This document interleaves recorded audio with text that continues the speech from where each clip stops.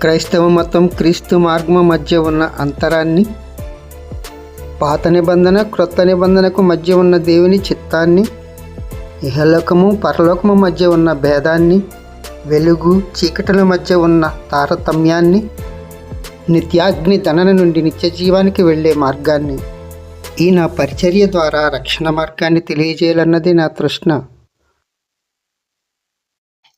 ఇక్కడ నాస్తిక మతం అని ఎందుకన్నాను? నాస్తికాన్ని కూడా ఒక మతంగా పరిగణించవచ్చు. ఎందుకంటే నాస్తికులకు కూడా ఏదో ఒక దాని మీద నమ్మకం ఉంటుంది కాబట్టి, ఆ నమ్మకాన్ని బట్టి వాళ్ళకి ఆ నమ్మకమే వారి దేవుడు అని చెప్పటంలో సందేహించిన అవసరం లేదు. కాబట్టి నాస్తికులది కూడా ఒక మతమే. దాన్నే నాస్తిక మతం అనొచ్చు. ఈ నాస్తిక మతం గురించిన మాటల్లో నన్ను నేను ఎలా సమర్థించుకుంటున్నానో ఈ మాట మీకు చెప్పగలను. బైబిల్లో ఫిలిప్పీ పత్రిక 3వ అధ్యాయము 18-19 వచనాలు చూద్దాం. అనేకులు క్రీస్తు శిలువకు శత్రువులుగా నడుచుకొనుచున్నారు. వీరిని గూర్చి మీతో అనేక పర్యాయములు చెప్పి ఇప్పుడును ఏచుచు చెప్పుచున్నాను. నాశనమే వారి అంతము, వారి కడుపే వారి దేవుడు. వారు తాము సిగ్గుపడవలసిన సంగతులు యందు అతిశయపడుచున్నారు. భూ సంబంధమైన వాటి యందే మనస్సు నుంచుచున్నారు. ఈ మాట ఎలా ఉంది కదా. యోబు గ్రంథం 12వ అధ్యాయము 6వ వచనం కూడా చూడు. దోపిడిగాండ్ర కాపురములు వర్ధిల్లును, దేవునికి కోపము పుట్టించేవారు నిర్భయముగా నుందురు. వారు తమ బాహుబలమే తమకు దేవుడనుకుంది. కాబట్టి తమ బాహుబలాన్ని నమ్ముకున్న వాళ్ళు దేవుడు లేడని చెప్పుకుంటారు. అంటే వీరికి ఆ బాహుబలమే దేవుడు. అలాగే మనిషి ఉన్నంత వరకు సంతోషంగా ఉండాలి, తిని త్రాగాలి అని చెప్పి తమ కడుపుని గురించి మాట్లాడే వాళ్ళ గురించి చెప్తున్న మాట వారి కడుపే వారి దేవుడు అని చెప్పారు. అంతేకాదు కీర్తనలు 12వ అధ్యాయము 4వ వచనము చూద్దాం. మా నాలుకల చేత మేము సాధించదము, మా పెదవులు మావి, మాకు ప్రభువు ఎవడని వారు అనుకుందరు. ఇక్కడ కూడా ఒక మాట చూస్తే మా నాలుకలు అలాగే మా పెదవులు అంటున్నారు. నాలుకల చేత సాధిస్తామంటున్నారు, మా పెదవులు మావి అంటున్నారు. అంటే ఈ రెండు కలిసి ఉన్నది నోరు. అంటే నోరు వాళ్ళ దేవుడు అన్నమాట. నోటి ద్వారా ఎవరినైనా ఏమైనా అనొచ్చు, మనం సాధించవచ్చు, ఎవరినైనా నిందించవచ్చు, అవమానపరచవచ్చు. నోటి ద్వారా ఏదైనా సాధించవచ్చు. ఇదే కదా వాళ్ళ దేవుడు. అంటే ఎవరు దేని నమ్ముకుంటే అది వాళ్ళకి దేవుడు అవుతున్నందున నాస్తికులు దేని యందు నమ్మకం ఉంచుతున్నారు? వాళ్ళు దేని మీదైనా నమ్మకం ఉంచవచ్చు. ఒక వీడియో చూపిస్తాను మీకు. ఆ వీడియోలో ఆయన నమ్ముకున్నది ఏమిటి అంటే సైన్స్ నమ్ముకున్నాడు కాబట్టి తన మతం గురించి గొప్పగా చెప్తూ యేసుక్రీస్తును విమర్శించడానికి సిద్ధపడ్డాడు. ఇక్కడ ఆయనకు రాజ్యాంగం మీద కూడా గౌరవం లేదనుకుంటా. ఎందుకంటే రాజ్యాంగంలో ఇలా ఉంటుంది. ఇది చూడండి. భారతదేశంలో ఇతర మతాలను కించపరచటం చట్టరీత్యా నేరం. మన రాజ్యాంగం ప్రకారం ఆర్టికల్ 19(1)A ద్వారా ప్రతి పౌరుడికి భావ వ్యక్తీకరణ స్వేచ్ఛ ఉంది. కానీ ఈ స్వేచ్ఛ ఇతరుల మత విశ్వాసాలను కించపరిచే హక్కును ఇవ్వదు అని ఉంది కదా. ఇంతకు అతను ఏమన్నాడో చూడండి. ఆస్ట్రేలియాలో శాంటార్నో అన్న ఊరికి 13 కిలోమీటర్ల దూరంలో గురజాడ గారు అంత అద్భుతంగా మతములన్నీ మాసిపోవును, జ్ఞానం ఒక్కటే నిలిచి ఉండును అని చెప్పారు. చూడండి, దానికి నిదర్శనం 1869లో అద్భుతంగా కట్టిన ఈ చర్చిని ఈ రోజు సందర్శించే వాళ్ళులే. అది అమ్మకానికి పెట్టారు. ఎందుకంటే మతం యొక్క మూఢనమ్మకాలని ఒప్పుకోకుండా స్కూళ్ళకి, కాలేజీలకి, సైన్స్ సెంటర్లకి వెళ్ళి సత్యం ఏంటో అందరూ తెలుసుకుంటున్నారు. కాబట్టి ఇదేదో ఒక హిస్టారికల్ ప్లేస్ గా చూడటం తప్పిస్తే ఇంకేమీ లేదు. This is called pebble church. చాలా అందంగా ఉంది, కానీ అబద్ధం ఎంత అందంగా ఉన్నా కూడా అబద్ధమే. ఓ మనిషి కన్యకు పుట్టడం, చచ్చిపోయినాక సిలువ వేయబడి చచ్చిపోయినాక మళ్ళీ 3వ రోజుకి ప్రాణం పోసుకుని రావటం, ఇట్లాంటి కాకమ్మ కథలు ఏవి కూడా ఆధునిక మనుషులకి రుచించవు. చూడండి, దుకాన్ బంద్. ఇటువంటి వాళ్ళు ఎవరైనా సరే చట్టపరమైన చర్యలు వీరి మీద ఏమైనా ఉంటాయా, శిక్షలు ఏమైనా ఉంటాయా అంటే ఉంటాయి, కానీ అది ఎవ్వరు ఏమీ చెయ్యరు. భారతదేశంలోని చట్టాలు బాగా కలిగి ఉన్న వాళ్ళకి, మేజర్లకు అనుకూలంగా ఉంటాయి తప్ప మైనారిటీలకు ఏ మాత్రం అనుకూలంగా ఉండవు. ఏ రాజకీయ నాయకుడైనా సరే, ఏ పార్టీ అయినా సరే క్రైస్తవులకు తప్ప అన్ని మతాలకు స్వేచ్ఛనిస్తుంది. క్రైస్తవుల మీద దాడి చేసినప్పుడు దాన్ని ఎవరూ పట్టించుకునేవారే లేరు, దాని గురించి మాట్లాడే వాళ్ళే ఉండరు, ఒక్కళ్ళు కూడా ఉండరు. కానీ హిందూ మతోన్మాదులు, ముస్లిం మతోన్మాదులు, అలాగే నాస్తికులు వీరందరూ కలిసి క్రైస్తవుల మీద దాడి చేస్తుంటారు. వాళ్ళు ఏమైనా అంటూ ఉంటారు. కారణం ఏమిటంటే, యేసుక్రీస్తు నిన్ను ఒక చెంప మీద కొడితే తిరిగి చెంప ఇమ్మన్నారు కదా, కాబట్టి వీళ్ళు ఎవరు ఏమీ అనరు, కాబట్టి వీళ్ళు ఏమైనా చెయ్యొచ్చు అని వాళ్ళకి అనిపిస్తుంది. అది వాస్తవమే. క్రైస్తవులు మౌనంగా ప్రార్థన చేస్తూ ఉంటే వాళ్ళ మీదకి వెళ్ళి దాడి చేయటం, చర్చిలు పడగొట్టడం, బైబిల్ కాల్చివేయటం, ఇవన్నీ వాళ్ళ స్వేచ్ఛానుసారంగా క్రైస్తవుల మీద దాడులు చేస్తున్నారు కదా. అవును, క్రైస్తవులంటే మౌనంగా ఉంటారు, ఎవరిని మీరు ఏమీ అనకూడదని వాళ్ళ దేవుడు చెప్పాడు, కాబట్టి ఇదే మనకు సందు అని చెప్పి వాళ్ళ మీద దాడి చేస్తున్నారు. చట్టాలు ఎన్ని ఇతరులకు అనుకూలంగా ఉన్నప్పటికీ అది క్రైస్తవులకు తప్ప అందరికీ ఉన్నాయని అర్థం చేసుకోవచ్చు. చూడండి, ఈ చట్టం ఏం చెప్తుందో. ఆర్టికల్ 19(2) ఈ నిబంధన ప్రకారం భావ వ్యక్తీకరణ స్వేచ్ఛకు కొన్ని పరిమితులు ఉన్నాయి. మత సామరస్యానికి భంగం కలిగించటం, విద్వేషాలు రెచ్చగొట్టడం ఈ పరిమితుల కిందికి వస్తాయి. ఇప్పుడు ఈయన మాట్లాడింది క్రైస్తవుడనైనా నన్ను బాధించింది. వాళ్ళ పైకి ఏం చెప్తారు అంటే, మానవతావాదులు మేము, బతికున్నంత వరకు ఎవరికి ఏ కీడు చేయకుండా మేలు చేయాలి అంటారు. నేను ఒక మాట చెప్తున్నాను వినండి. యేసుక్రీస్తును అనుసరించకుండా మేలు చేయటం ఎవరి తరము కాదు. మేలు చేయటం అంటే ఏమిటో నేర్పేది యేసుప్రభు ఒక్కరే. యేసుక్రీస్తు లేకుండా ఇతరులకు మేలు చేస్తామనేది ఒక భ్రమ మాత్రమే. ఇప్పుడు ఆయన మాట్లాడింది నా మనసును నొప్పించింది, నన్ను బాధించింది. నేను మనిషిని కానా? మీరేం మానవతావాదులండి, మీరేం హ్యూమనిస్టులండి. ఎక్కడ మానవత్వం ఉంది, ఎక్కడ హ్యూమనిజం అనుసరిస్తున్నట్టు? ఇక శిక్షల విషయం మాట్లాడవలసి వస్తే, ఐపీసీ సెక్షన్ 295(a) ఏదైనా ఒక వర్గం మతపరమైన భావాలను ఉద్దేశపూర్వకంగా గాయపరిచినా లేదా మత విశ్వాసాలను కించపరిచేలా మాట్లాడినా రాసినా ఈ సెక్షన్ కింద నేరం అవుతుంది. దీనికి 3 సంవత్సరాల వరకు జైలు శిక్ష లేదా జరిమానా లేదా రెండూ విధించే అవకాశం ఉంది. ఇంకొక విషయం చూద్దాం. సోషల్ మీడియాలో విద్వేషాలు, వాట్సాప్, ఫేస్బుక్ తదితర మాధ్యమాల ద్వారా ఇతర మతాలను కించపరిచే పోస్టులు పెట్టినట్లయితే ఐపీసీ సెక్షన్ 295 153(a) కింద కఠిన చర్యలు తీసుకుంటారు. అంటే ఈ ఇండియన్ పీనల్ కోడ్ ప్రకారంగా బాబు గోగినేని గారు శిక్షార్హుడు, కానీ మనము శిక్షించాలని కోరుకొనకూడదు. దేవుని పిల్లలముగా ప్రభువు మనకు నియమించిన నియమంలో ముందుకు సాగిపోవాలి. శిక్షించమని మనము కోర్టులకు వెళ్ళనక్కర్లేదు. కోర్టులు ఇక్కడ న్యాయం తీర్చమనుకోండి, ఒకవేళ తీర్చినా దేవుని మీద మనం ఆనుకుని దేవుని కొరకు కనిపెట్టుకోవాలి తప్ప మనము శిక్షించమని ఎవరి విషయంలోనూ కోరకూడదు. సరే, ఇక ఆయన మాట్లాడే మాటలన్నిటికీ మనం కౌంటర్ ఇవ్వాలి కదా. ఒకవేళ ఇవ్వకపోతే ఆయన జ్ఞానం గలవాడని తను చెప్పుకుంటున్న దానికి ఆయనకు అవకాశం ఇచ్చినట్లు అవుతుంది. ఒక్కొక్కటి ఆయన మాట్లాడిన మాటలన్నీ చూద్దాం. ఏమన్నారు? గురజాడ గారు అంత అద్భుతంగా మతములన్నీ మాసిపోవును, జ్ఞానం ఒక్కటే నిలిచి ఉండును అని చెప్పారు. చూడండి. అవునా? మతములన్నీ మాసిపోతాయి, నిజమే. మతములన్నీ తమ ఉద్దేశ ప్రకారంగా మనుషులు ఏర్పరచుకున్నవే. కానీ దేవుడు అనేవాడు ఒకడు ఉన్నాడు కదా. దేవుడు లేడు అని మీరు అనుకుంటారు, మేమైతే ఆయన ఉన్నారని మేము అనుకుంటాం. అంత మాత్రాన మీరు దేవుడు లేడనే మీ మతం ప్రకారంగా మీరు నడుచుకుని పోతే సరిపోతుంది. కానీ ఉన్నాడని నమ్ముతున్న మా మీద, మా దేవుని మీద వ్యతిరేకంగా మాట్లాడి ఇలా పోస్టులు పెడితే అది ఎలా సత్యమవుతుంది? సరే, జ్ఞానం ఒకటే నిలుచును అని చెప్పారు కదా. ఏ జ్ఞానము? మీరు సంపాదించిన జ్ఞానం గురించి మేము నమ్మిన దేవుని మాట ఏమిటో మీకు చూపిస్తాను. చూడండి. 1 కొరింథీ 1 అధ్యాయము 19వ వచనం. ఇందు విషయమై జ్ఞానుల జ్ఞానమును నాశనము చేతును, వివేకుల వివేకమును శూన్యపరుతును అని వ్రాయబడి ఉన్నది. జ్ఞాని ఏమయ్యను? శాస్త్రి ఏమయ్యను? ఈ లోకపు తర్కవాది ఏమయ్యను? ఈ లోక జ్ఞానమును దేవుడు వెరితనంగా చేసి ఉన్నాడు కదా.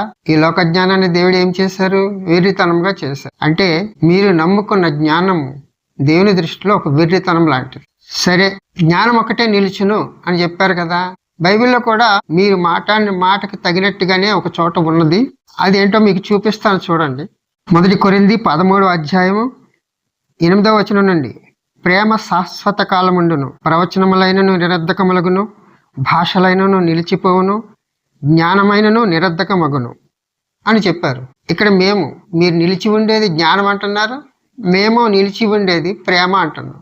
మాకు ఒక నిరీక్షణ ఉంది, దేవుడు మరలా వస్తారని, అందరికీ తీర్పు తీరుస్తారని, అప్పుడు మెప్పు దేవుని వాన కలుగుతుందని మేము అనుకుంటాం. కాబట్టి మేము అనుకున్న ప్రేమ నిలుస్తుందో, మీరు అనుకున్న జ్ఞానం నిలుస్తుందో అప్పుడే తేలుతుంది. అప్పటి వరకు మీ మాటలను బట్టి మీరు అతిశయపడుతూనే ఉంటారు. ఇంకేమన్నారు? 1869లో అద్భుతంగా కట్టిన ఈ చర్చిని ఈ రోజు సందర్శించే వాళ్ళే, అది అమ్మకానికి పెట్టారు. సరేనా? 1869వ సంవత్సరంలో కట్టిన ఆ కట్టడం 2026 సంవత్సరానికి ఎన్ని సంవత్సరాలు అయిందో తెలుసండి? 150 సంవత్సరాలు దాటింది. అటువంటప్పుడు 150 సంవత్సరాల చరిత్ర కలిగిన ఆ చర్చ్ శిథిలం కాకుండా ఉంటుందా? అటువంటి శిథిలం అయిపోయిన దాన్ని పట్టుకొని విడిచిపెట్టేశారంటారేమిటి? విశ్వాసం ఎప్పుడూ ఉంటుందండి మనుషుల్లో. చర్చిలు పాతబడిపోతాయి, అవసరం లేదు అక్కడ మరలా తిరిగి కట్టడానికి. ఎందుకని? అది గోల్డ్ మైన్ కార్మికుల కోసం కట్టిన ఆలయం. అది గోల్డ్ మైన్ అయిపోయింది, ఇక అక్కడ ముగించేశారు కాబట్టి అక్కడ ఏ నివాసాలు లేవు, ఖాళీ అయిపోయినాయి. ఈ సంగతి మీకు తెలిసిండి కూడా మీరు అబద్ధం ఆడుతున్నారు. మీరు కావాలనే అక్కడికి వెళ్ళి యేసుక్రీస్తును నిందించడానికి అక్కడ పూనుకున్నారు. కావాలనే అబద్ధం ఆడుతున్నది ఎవరండి? మీరే కదా అబద్ధం ఆడేది. ఈ మాట ఏమన్నారో చూడండి. మతం యొక్క మూఢనమ్మకాలని ఒప్పుకోకుండా స్కూళ్ళకి, కాలేజీలకి, సైన్స్ సెంటర్లకి వెళ్ళి సత్యం ఏంటో అందరూ తెలుసుకుంటున్నారు. కాబట్టి మతం మూఢనమ్మకం నిజమే, మతం మూఢనమ్మకమే. మనుషుల ఉద్దేశాలు బట్టి అవి వచ్చినవి, దేవుడి పేరు చెప్పిన వచ్చినవి. కానీ దేవుడు ఒక్కడనేవాడు ఉన్నాడు కదా. దేవుడు లేకుండా ఇవన్నీ కలిగినవా? సరే, మీరు సైన్స్ అంటున్నారు, అదే సత్యం అంటున్నారు. నిజంగా అదే సత్యం అయితే బైబిల్ ఏం చెప్తుంది?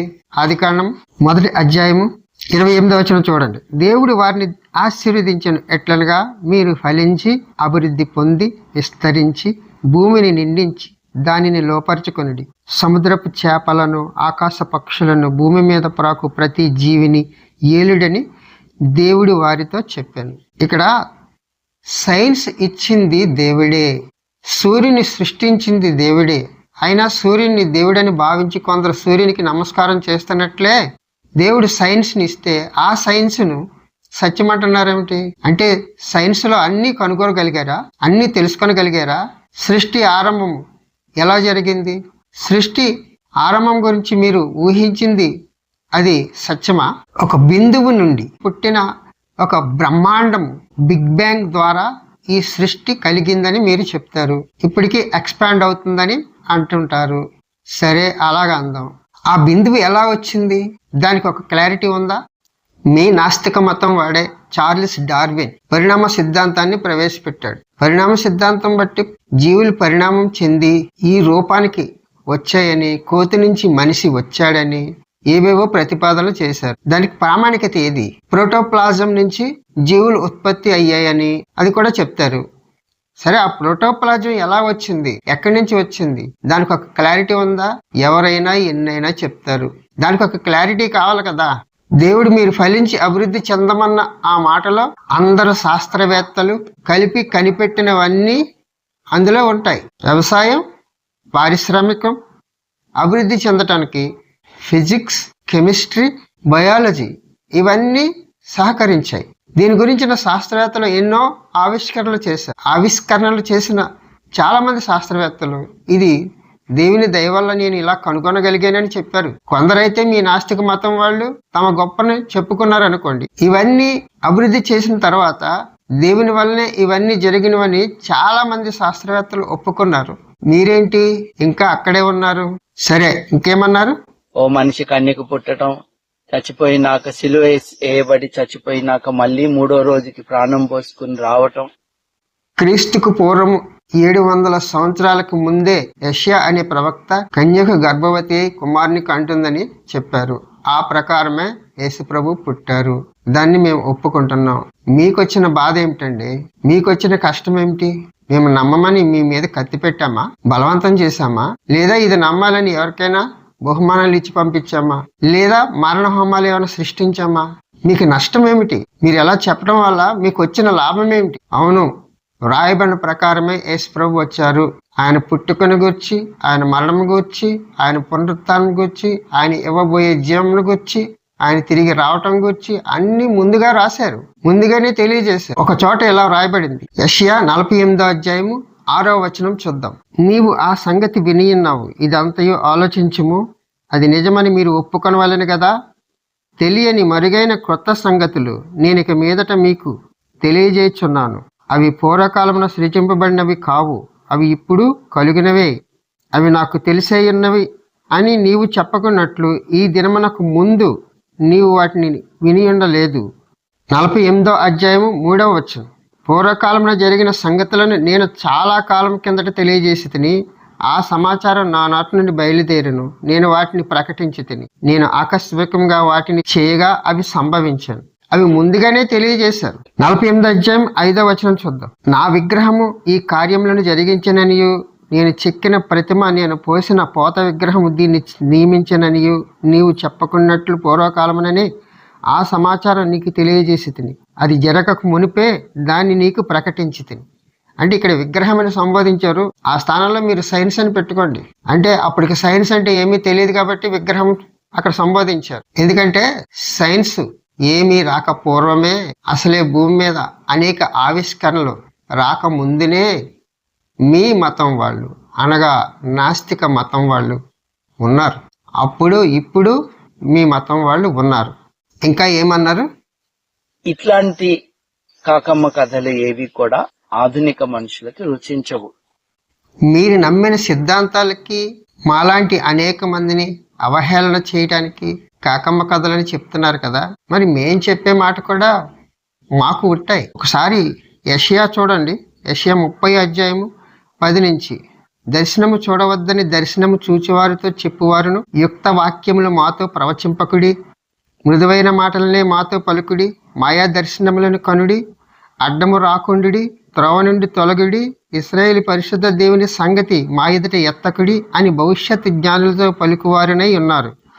అందుచేతను ఇశ్రాయేలు యొక్క పరిశుద్ధ దేవుడు ఇలాగు సెలవిచ్చుచున్నాడు, మీరు ఈ వాక్యము వద్దని త్రోసివేసి బలాత్కారమును కృత్రిమమును నమ్ముకొని అట్టి వాటిని ఆధారం చేసుకుంటే గనుక ఈ దోషము మీకు ఎత్తైన గోడ నుండి జోగుపడబోచున్న గోడ అండవలే అగును. అది ఒక్క క్షణములోనే హఠాత్తుగా పడిపోవును. ఈ వ్రాయబడిన ప్రకారంగా జీవం గల దేవుడని మేము నమ్ముతున్న యేసుక్రీస్తును అవహేళన చేసినందుకు ఏమో ఒకవేళ కాకమ్మ కథలని చెప్పారు కదా, ఆ కాకులే వచ్చి మిమ్మల్ని పొడుస్తాయేమో చూసుకోండి. ఇంకేమన్నారు చూడండి. దుకాన్ బంద్. దుకాణ్ బంద్. దుకాణ్ బంద్ కాని వాళ్ళు ఎవరండి? ఎవరైనా కాళ్ళు చాచి కాటికి వెళ్ళవలసిందే. ఎవరైనా దుకాణం బంద్ చేసి వెళ్ళవలసిందే. ఈ భూమి మీద ఎవరు ఉండరు. అయితే యేసుక్రీస్తునందున్న వారికి నిరీక్షణ ఒకటి ఉంది. ఆయన ఎలాగైతే సజీవుడై 3వ దినం తిరిగి లేచారో ఆయన యందు విశ్వసించిన వాళ్ళు కూడా అలాగే తిరిగి లేస్తారు. యేసుక్రీస్తుతో పాటు శాశ్వత జీవాన్ని పొందుతారు. ఇవి మీకు రుచించవలండి. అయినా మీరు విదేశాలు తిరుగుతున్నారని, ఆస్ట్రేలియా దాకా వెళ్ళారని చెప్పటం కోసం మరీ ఇంతగా దేవుని నామమును వినియోగించుకోవాలా? మేము సేవిస్తున్న దేవుణ్ణి అవమానపరచాలా? ఇది మీకు ఏమీ అనిపించడం లేదా? మీ గురించి దేవుని వాక్యం ఏం చెప్తుందో ఒక్కసారి చూడండి. జ్ఞానులను వారి కుయుక్తిలో ఆయన పట్టుకొనును, మరియు జ్ఞానుల యోచనలు వ్యర్థములని ప్రభువునకు తెలియను అని వ్రాయబడి ఉన్నది. దీన్ని బట్టే మన హృదయాలోచనలన్నీ దేవునికి తెలుస్తాయని అర్థం అవుతుంది. నాస్తిక మతస్థులారా, మీకు సంగతి చెప్తాను వినండి. మీరు వినినను వినకపోయినను దేవుడు మాతో చెప్పిన మాటది. వారు వినినను వినకపోయినను నేను చెప్పుచున్న మాటలు చెప్పమని ఎహెస్కేల్ గ్రంథంలో ఉన్నది. అది మీకు చూపిస్తాను చూడండి. ఎహెస్కేల్ 2వ అధ్యాయం 4వ వచనం చూద్దాం. వారు సిగ్గుమాలిన వారును కఠిన హృదయులై ఉన్నారు. వారి యొద్దకు నేను నిన్ను పంపుచున్నాను. వారు తిరుగుబాటు చేయవారు గనుక వారు వినినను వినకపోయినను తమ మధ్య ప్రవక్త ఉన్నాడని వారు తెలుసుకున్నట్లు ప్రభువు యెహోవా ఏలాగు సెలవిచ్చుచున్నాడని నీవు వారికి ప్రకటింపవలెను. అదే అధ్యాయం 7వ వచనం చూద్దాం. వారు తిరుగుబాటు చేయవారు గనుక వారు వినినను వినకపోయినను నేను సెలవిచ్చిన మాటను నీవు వారికి తెలియజేయము. కాబట్టి సహోదరులైన నాస్తిక మతస్థులారా, నేను మీతో చెప్తున్న మాట మీ ఇష్టమైతే వినండి. మేము చెప్పవలసింది చెప్పటం మా వంతు. సృష్టి క్రమాన్ని గురించి మీకు అంతగా చెప్పదలుచుకోలేదు, కానీ కొన్ని విషయాల్ని మీకు జ్ఞాపకం చేయాలని ఆశపడుతున్నా. పరిణామ క్రమము ఎలాగుందో ఎవరు చూడలేదు, కానీ మన కళ్ళ ఎదుటే కొన్ని సంఘటనలు జరుగుతున్నాయి చూడండి. మన ఎదుటనే జరుగుతున్న ఒక ప్రక్రియని చూసారా? ఒక పురుషునికి మరొక స్త్రీ సహాయముగా ఉంటుంది. ఆ స్త్రీ పురుషుని ప్రమేయంతో పిల్లను కంటుంది. అక్కడ మనం సైన్స్లో ఒక విషయాన్ని చూస్తాం కదా, పురుషునిలోని ఆ వీర్యంలో శుక్రకణాలు వెళ్ళి స్త్రీ యొక్క గర్భాశయం ఫాలోపియన్ నాళంలో ఉద్భవించే ఒక అండాన్ని కలుసుకోవటం ద్వారా అక్కడ ఫలదీకరణం జరుగుతుంది. ఆ తర్వాత ఆ పిండమే వచ్చి గర్భాశయాన్ని అంటుకొని అక్కడ అభివృద్ధి చెంది బిడ్డగా మారుతుంది. ఈ ప్రక్రియ అంతా మనకు జరుగుతుంది కదా.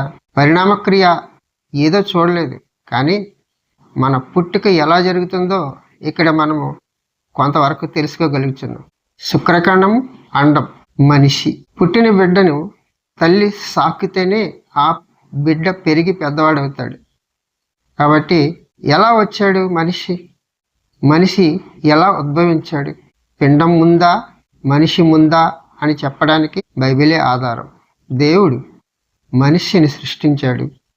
ఆ మనిషిని స్త్రీని గాను పురుషుని గాను సృష్టించాడు. ఇదే నమ్మవలసింది. మరొక సంఘటన చూద్దాం. మీరు ఫలించి అభివృద్ధి చెందండి అని చెప్పిన దేవుడు అభివృద్ధి చెందడానికి కావలసిన ఆహారాన్ని సమకూర్చాలి అంటే భూమి మీద మొక్కలు మొలిపించాలి. ఆ మొక్కలు ఫలించి అభివృద్ధి చెందాలి అంటే కొన్ని జీవుల సహాయం కావాలి. పరస్పరం ఒకదాని మీద ఒకటి ఆధారపడి ఈ భూమి సర్వైవ్ అవుతుంది. ఒక్కసారి ఆలోచించండి. తుమ్మెదలు, తేనెటీగలు, బటర్ఫ్లైలు లేకపోతే పుష్పాలు ఫలించవు కదా. పుష్పాల నుండి ఫలాలు రావు కదా. ఆ తేనెటీగలే అంతమైపోయినట్లయితే ఇక మనకు తినే ఆహారం ఎక్కడి నుంచి దొరుకుతుంది?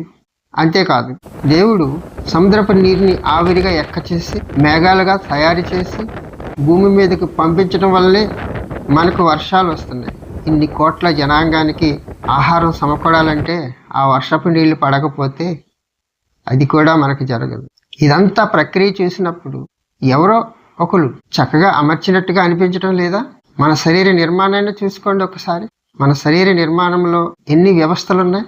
రక్త ప్రసరణ వ్యవస్థ, జీర్ణ వ్యవస్థ, నాడీ వ్యవస్థ, విసర్జక వ్యవస్థ, పునరుత్పత్తి వ్యవస్థ. ఇన్ని వ్యవస్థలు ఒకదానికొకటి అనుసంధానమై వాటి పనులు చేసుకుంటూ వెళుతున్నాయి కదా. అందువల్లనే మనం బ్రతుకుతున్నాం కదా. అందులో ఏ అవయవం నశించిపోయినా మనిషి ప్రాణమే పోతుంది కదా. ఈ సున్నితమైన అవయవాలు లోపల భద్రంగా ఉండటం కోసం అస్థి పంజరాన్ని పెట్టారు కదా. ఎవరో మనల్ని అమర్చినట్టుగా లేదు, ఎవరో మనకు నిర్మించి ఇచ్చినట్టుగా లేదు. ఒకసారి ఇలా చూడండి. రామపత్రిక 1వ అధ్యాయము 20వ వచనం. ఆయన అదృశ్య లక్షణములు అనగా ఆయన నిత్యశక్తియు దేవత్వమును జగదుత్పత్తి మొదలుకొని సృష్టింపబడిన వస్తువులను ఆలోచించటం వలన తేటపడుచున్నవి గనుక వారు నిరుత్తరులై ఉన్నారు. ఒకసారి ఆలోచించండి. ఈ సృష్టి కార్యములన్నిటినీ యోచించండి. యోబు ఏమంటున్నాడో మనం చూద్దాం. యోబు గ్రంథం 12వ అధ్యాయము 7వ వచనం నుంచి. అయినను మృగములను విచారించుము, అవి నీకు బోధించును. ఆకాశ పక్షులను విచారించుము, అవి నీకు తెలియజేయును. భూమిని గూర్చి ధ్యానించిన ఎడల అది నీకు బోధించును. సముద్రంలోని చేపలు నీకు దాన్ని వివరించును. వీటన్నిటిని బట్టి యోచించి కొనిని ఎడల యెహోవా హస్తం వీటిని కలుగజేసినని తెలుసు కొనలేని వాడెవడు? జీవరాశుల ప్రాణమును మనుషులందరి ఆత్మలను ఆయన వశమున నున్నవి కదా. మరొకడు ఏమంటున్నాడు చూడండి. కొందరు సృజింపబడిన వస్తువుల గురించి ఆలోచన చేస్తూ ఉంటే మరొకడు తన గురించి ఆలోచన చేస్తున్నాడు. దావీదు కీర్తనలో 139 అధ్యాయంలో ఏమంటున్నాడు? 13వ వచనం 14వ వచనం, నా అంతరింద్రియములను నీవే కలుగజేసేటివి, నా తల్లి గర్భమందు నన్ను నిర్మించిన వాడవు నీవే. నీవు నన్ను కలుగజేసిన విధము చూడగా భయమును ఆశ్చర్యమును నాకు పుట్టుచున్నది. అందుని బట్టి నేను నీకు కృతజ్ఞతాస్తుతులు చెల్లించుచున్నాను. నీ కార్యములు ఆశ్చర్యములు, ఆ సంగతి నాకు బాగుగా తెలిసి ఉన్నవి. ఈ విధంగా అంటున్నారు కదా. దేవుని యందు విశ్వాసం ఉంచినట్లయితే దేవుని గురించిన ఆలోచనలు మనలో స్థిరమవుతాయి. లేదు, నా మనసునే నేను నమ్ముకుంటాను, ఎవరి మాట వినను అనుకున్నట్లయితే అలాగే మనము కూడా ప్రవర్తిస్తాం. అయితే ఏది మనకు శాంతినిస్తుంది? దేవుని యందు విశ్వాసం ఉంచటం వలన, లేదా మన మనస్సును నమ్ముకోవటం వలన? ఎలా శాంతిగా మనం జీవించగలం? ఎవరికి వాళ్ళకే తెలుస్తాయి. దేవుని యందు నేను సమాధానముతోను శాంతితోనూ జీవించగలుగుతున్నాను అని చెప్పడానికి ఈ మాట అన్నాను. సహోదరులారా, విశ్వసించిన శిష్యులతోనే తీగ ద్రాక్షవల్లిలో నిలిచి ఉంటేనే గాని ఎలాగో ఫలింపదో, అలాగే నాలో నిలిచి ఉంటేనే గాని మీరు ఫలింపరు అని చెప్పారు. విశ్వాసానికే దూరంగా ఉన్న నాస్తికులకి ఇక ఎలా ఫలించగలరని ఆశిస్తున్నారు? మీ ఫలములు ఎట్టివి? మీ గమ్యం ఎక్కడికి? ఆలోచించండి. ఎవరిష్టం వాళ్ళది అని చెప్పేది కూడా మా దృష్టిలో తప్పే. తప్పనిసరిగా దేవుని తెలుసుకోవాల్సి ఉంటుంది. ఆ దేవుడే యేసుక్రీస్తుని గ్రహించవలసి ఉంటుంది. ఆయనలో నిత్య జీవం పొందవలసి ఉంటుంది. వందనాలు. సహోదరి సహోదరులారా, సహోదరుడు అనిల్ కుమార్ గారి సందేశం మీకు నచ్చినట్లయితే ఇతరులకు ఈ వీడియో షేర్ చేయండి. లేదా అనిల్ కుమార్ ఫోన్ కు 8511 అని టైప్ చేసి సెర్చ్ చేయమని చెప్పండి. వందనాలు.